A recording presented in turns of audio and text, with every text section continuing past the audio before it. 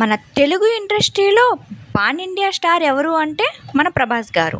అదేవిధంగా పాన్ ఇండియాగా రూపొందిన సినిమా ఏది అంటే 'బాహుబలి' మూవీ. ఈ మూవీతో పాన్ ఇండియాగా మారిన ప్రభాస్ గారు తను తీయబోయే ఏ సినిమా అయినా కూడా పాన్ ఇండియా పరంగా విడుదల చేస్తున్నారు. అయితే ఇప్పటి నుండి ప్రభాస్ గారి సినిమాలు అంటే పాన్ ఇండియా పరంగా విడుదల కానున్నాయి. అయితే ఈ ప్రభావాన్ని సినీ ఇండస్ట్రీకి పరిచయం చేసిన వారు ఎవరు అంటే ప్రభాస్ గారు. ఇక టాలీవుడ్లో హీరోలు కూడా పాన్ ఇండియా పరంగా సినిమాలు రిలీజ్ చేయడానికి రెడీగా ఉన్నారండి. మన ఎన్టీఆర్ గారు, రామ్ చరణ్ గారు 'పెద్ది' మూవీతో పాన్ ఇండియా పరంగా రిలీజ్కి రెడీగా ఉన్నారు.